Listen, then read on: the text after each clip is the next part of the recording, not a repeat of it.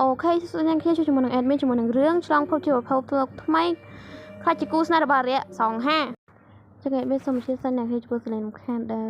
វាអាចនឹងចូលវីដេអូ admin នឹងព្យាយាមកាត់តិចដងអីចឹងណាចឹងសូមអធិស្ឋានទៅមុនណាប៉ុន្តែឈប់ admin សូមរំខានអ្នកគ្នារឿងមួយនិយាយពីការចេញរឿងគឺ admin ភាគច្រើនចេញនៅថ្ងៃសុក្រឬក៏ថ្ងៃសៅរ៍ភាគច្រើនណាព្រោះអីយើងទៅនៃពីការសិក្សាអីចឹងណាយល់វីដេអូ admin ចេញតែមួយអាទិត្យម្ដងឯមួយអាទិត្យមួយរឿងអីចឹងតែ admin មាន4រឿងអីចឹងណាចឹង admin ត្រូវតែចែកគ្នាដូចតែហៅថា admin ចេញរឿង DV Love ហើយ admin ត្រូវចេញរឿង No State ណារឿងអ្នករាជការហើយបន្ទាប់មក admin ត្រូវចេញរឿងអីគេនេះរឿង High School ធ្វើវិទ្យាល័យហ្នឹងហើយបន្ទាប់មកបាន admin ចូលទៅរឿង Send You វិញអីចឹងចឹងតអ្នកគ្នារងចាំក៏ប៉ុន្តែថ្ងៃសៅរ៍ក៏ admin រៀនដែរ admin រៀនទាំងព្រឹកទាំងថ្ងៃចឹងទៅ admin យកថ្ងៃសុក្រហ្នឹងគឺជាការសម្រាយរឿងឲ្យបានផងថ្ងៃសៅរ៍វិញអីចឹងណាគេតែថ្ងៃសុក្រវេទនាជាងថ្ងៃអាទិត្យអីចឹងណាព្រោះថាថ្ងៃអាទិត្យហ្នឹង admin ត្រូវគួយធ្វើមេរៀនទាំងអស់ប៉ុន្តែទោះជាថ្ងៃអាទិត្យរវល់មែនក៏ admin ឆ្លៀតមើលរឿងបដាដែរអីចឹងណារៀបចំមកឲ្យទុកសម្រាប់ថ្ងៃសៅរ៍វិញចឹងណាគឺថាដូចវត្តជីវិតចឹងគឺថាវិលវល់រហូតចឹងកុំឲ្យខាត់ពេលសន្តិបាយចុចដល់សៃហៀងតែម្ដងទៅ Let's go សៃហៀងបានតវិភាគមកនៅពេលដែលអារៈរបស់យើងហ្នឹងគឺចង់ចាប់ឈីសារបស់យើងហ្នឹងគឺនៅមួយគាត់រហូតអីចឹងណាគឺថាគាត់ជាអាណិតកំណត់អាក្រក់មែនអារៈរបស់យើងហ្នឹងកំពុងតែកាត់ថាពេលណាដែលឈីសាយើងនឹងត្រឡប់មកវិញហើយគាត់ក៏បានចេញវិទ្យុគាត់ហើយក៏បាននិយាយថាខ្ញុំជាព្រះនៃសេចក្តីប្រាថ្នានៃតណ្ហាសេចក្តីប្រាថ្នានៃសត្វលោកទាំងអស់ជាទីពឹងនៃសត្វលោកទាំងអស់មិនចេះចប់មិនចេះហើយការអត់ធ្មត់គឺសម្រាប់តែព្រះព្រហ្មចារីវាជាធម្មជាតិនៃទេវភាពរបស់ខ្ញុំដើម្បីគោរពតាមសេចក្តីប្រាថ្នាដែលគាត់បានបង្កើតរូបរាងកាយមួយទៀតដើម្បីចាក់ចេញពីប្រាសាទហើយរូបរាងកាយហ្នឹងគឺវាមានដំណើរទេវភាពទេខ្ញុំនឹងបន្សល់ទុកនៅសេចក្តីប្រាថ្នារបស់ខ្ញុំទៅកាន់អ្នកខណៈពេលដែលខ្ញុំនៅទីនេះដើម្បីមើលសត្វគ្មានពីអ្វីទៀតទេនេះជាបំណងប្រាថ្នារបស់ខ្ញុំផងដែរសម្រាប់ការយកឈីសានរបស់យើងនឹងគឺត្រឡប់មកវិញបន្តិចទៀតនេះអ្នកគ្នានឹងជួប Flucy នៅពេលដែលខ្លាចជាមនុស្សអុយពិតជាខ្ជូតខ្លាំងមែនទែនអ្នកគ្នាទៀតដឹងហើយនៅប្រៃហាប់ខ្វាត់យតែអារៈរបស់យើងគឺនិយាយអូក្នុងចិត្តបដាអីថាចេះគឺថាឈីសារបស់យើងនឹងគឺបានបោះចោលសលៀមពាក់ឈុតពីរបស់គាត់គឺថាមិនសមសោះហ្មងហើយក៏គិតទៀតថាចង់បរៀនសេនយូ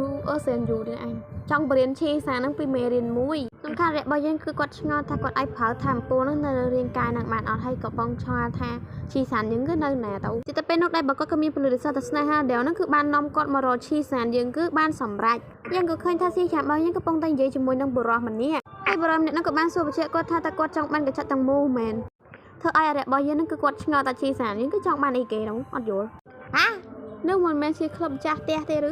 សូមតាមខ្ញុំចូលទៅក្នុងក្លឹបប្រុសដើម្បីមកបម្រើភ្ញៀវ VIP របស់យើងហើយអារៈរបស់យើងគឺមានការចំណាយប្រចាំនិយាយនោះគឺថាគាត់គិតថាឈីសាននេះគឺទៅក្នុងនោះដើម្បីធ្វើអីងាយការប៉ុន្តែឈីសានរបស់យើងគឺមិនមែនមកដើម្បីធ្វើស្អីទេគឺគាត់ចង់ទិញស្រោមដៃរបស់គាត់ទេគាត់អាសោមដៃមកគោថ្លៃជុំយកថ្លៃដូចពេជ្រម្ដុំអញ្ចឹងណាជេមែនហាតើមានណាគេម្នាក់ដែលចំណាយប្រាក់យ៉ាងច្រើនទៅលើស្រោមដៃនោះពិតប្រាកដហើយប្រូមអ្នកហ្នឹងក៏បាននិយាយបន្តទៀតថាអ្នកបានចំណាយលើកញ្ចក់ទាំងមូលអញ្ចឹងទៅខ្ញុំនឹងឲ្យក្មេងៗរបស់ខ្ញុំហ្នឹងគឺបម្រើអ្នកឲ្យបានល្អហេះហើយអ្នកគេចាប់ប្រមមួយតួពីអ្នកហ្នឹងគឺស្លប់បម្រើព្រះអង្គម្ចាស់រាជមកតាមការកាត់របស់ខ្ញុំប្រហែលជាគេបន្លំខ្លួនអីបាត់ខ្ញុំអត់ដឹងដែរជីសាបីហ្នឹងគឺខំបកាយមែនតើគឺហាគាត់មិនចង់ទេគាត់ចង់ទិញអាសោដៃគាត់ទៅបានហើយយេនៅជីសាបីហ្នឹងគឺនៅតែបកាយគឺថាគាត់មិនត្រូវការទេគឺមិនត្រូវការជាដាច់ខាតហើយក៏ឆ្លៀតក្នុងចិត្តថាហេតុអីបើជាមានរឿងនេះកើតឡើងគាត់គ្រាន់តែចង់ទិញសោដៃមួយសោះស្អីហ្នឹងក៏បានកាត់ដល់រយៈរបស់យើងកំពុងតែឲ្យអាប៉ែនឹងយកឈីសានយើងចេញយ៉ាងប្រូហ្នឹងក៏បានតបថាអាយ៉ងវិតមុនគឺមិនអាចឈប់នៅពេលនេះបានទេហើយគាត់ក៏បានបោកប្រាស់បាល័យគេឡខ្ទេហើយក៏បាននិយាយថាចេះខ្ញុំនឹងផ្ដល់ឲ្យអ្នកនៅឱកាសមួយទៀតគិតមុនពេលនិយាយក៏សារតែពេលណាអាប៉ែនឹងក៏បាននិយាយទាំងមោទនភាពថាអ្នកគណៈថានិយាយមើលងាយទៅកាន់អារយៈយើងមែនតើនិយាយមែនគេគិតថាអារយៈយើងគឺជាមនុស្សធម្មតាគ្មានវិតមុនអីចឹងហេតុអ្វីបានជាអ្នកសោចយល់គាត់ភ្លេចថាគាត់ហ្នឹងគឺបាននៅក្នុងប្រាសាទជាយូរណាស់មកហើយគាត់មិនទៅបានចេញក្រៅទេតែទៅពេលមកគឺជួបជាមួយនឹងអ្នកមើលងាយទៀតចប់ហើយគឺដោយសារតែពិភពលោកហ្នឹងឲ្យតែអ្នកគេខ្សោយគឺដឹងតែមើលងាយហើយតបមកគាត់ក៏បានបង្ហាញសញ្ញាលើថ្ងាសរបស់គាត់ហើយក៏បាននិយាយថាមើលមកខ្ញុំម្ដងទៀតសំដីហេតុអ្វីបានជាអ្នកនៅទីនេះយល់តែរបស់យើងក៏បានគិតនោះចេះគឺថាគាត់បានចាក់ចេញអស់រយៈពេលរាប់ពាន់ឆ្នាំមកហើយក៏តែក៏នៅតែមានអ្នកជឿនៅលើគាត់ដដែលហើយគាត់ក៏បានឆ្ងល់ថាតើព្រះអង្គចាស់រាយហ្នឹងគឺបំពេញតួនាទីយ៉ាងដូចម្ដេចទៅ ឬក៏គាត់មិនបានបំពេញនីតិរបស់គាត់ទេតែតែពេលនោះប៊ុំអាយក្លឹបរបស់ខ្ញុំគ្រាន់តែគឺថាចោលដោយបរិបូរគឺថាពិតជារះចាញ់ចាំងក្នុងទៅនឹងហើយផ្សែងជក់អូយទីផកខ្ញុំបានចាក់ចេញហើយថែមទាំងបានសំដៅខ្ញុំមកទៀតហេតុអីបានជាអ្នកបានប្រាប់ខ្ញុំមុននេះលូហ្វីអូយឈីសានចេញហើយអីគាត់បានចូលក្លឹបដោយកំហុសអាយ៉ងវេទមន្តមិនអាចប្រៀបធៀបជាមួយនឹងខ្ញុំបានឡើយ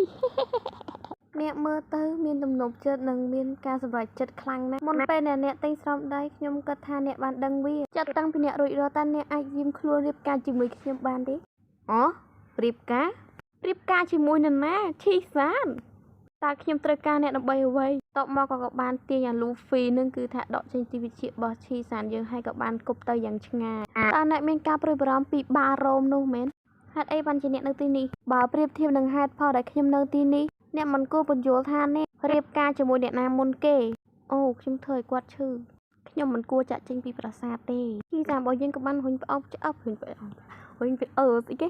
អេរូរបស់យើងនឹងគឺផ្ទប់នឹងជាហើយក៏បាននិយាយថានិយាយទៅឈីសានរបស់យើងនឹងគឺនិយាយបែបប្រច័ណ្ឌទៅអរិយយើងថាលក្ខណៈថាអរិយយើងនឹងគឺស្និទ្ធស្នាលជាមួយនឹងអ្នកលក់ទំនិញនៅនោះអីចឹងណាហើយក៏និយាយទៀតថាចេះខ្ញុំមិនចង់ចែករំលែករាងកាយរបស់អ្នកទៅកាន់អ្នកដទៃទៀតទេហើយអរិយយើងគណៈពេលនោះគឺថាមានជាការអំភើបជាខ្លាំងកសាតែឈីសានរបស់យើងគឺជាប្រច័ណ្ឌគាត់ចំណែនអីចឹងអូយកូនកំពុងរបស់ខ្ញុំគឺពិតជាគួយស្រឡាញ់ខ្លាំងណាណែហេតុអីបានជាអ្នកសើចខ្ញុំកំពុងសួរអ្នកណាហេតុអីបានជាអ្នកមិនបញ្យល់វាហើយអរិយរបស់យើងក៏បានចាប់ជាកេះឈីសានរបស់យើងហើយក៏បាននិយាយថាមិនចង់ចែករំលែកដែលមានន័យថាអ្នកចង់នៅជាមួយខ្ញុំរហូតឬអ្នកខ្ញុំមិនដឹងថាអ្នកកំពុងនិយាយស្អីឯងលែងខ្ញុំមកឆាប់អូយកុំខ្មាស់អៀនហានីកុំខ្មាស់អៀនអីណាហានីខ្ញុំមើលទៅពិតជាពេញចិត្តការប្រយុទ្ធមិញទៅឡើងហើយខ្ញុំពិតជារីករាយណាស់និយាយទៅការប្រយុទ្ធមិញគាត់ស្មានទៅយកសពគាត់អត់ដឹងថាអរិយរបស់យើងកំពុងតែប្រើវេទមន្តអីដើម្បីបញ្ជូនគាត់មកវិញអញ្ចឹងណាប៉ុន្តែអរិយរបស់យើងនឹងគឺអត់ដឹងថាប្រើវេទមន្តដេវហ្នឹងដោយរបៀបបាដែរហ្នឹងអាគេកំពុងស្វីតស្រាប់តែលូហ្វីយើងចេញមកប្រោហេលែងឈីសានភ្លាម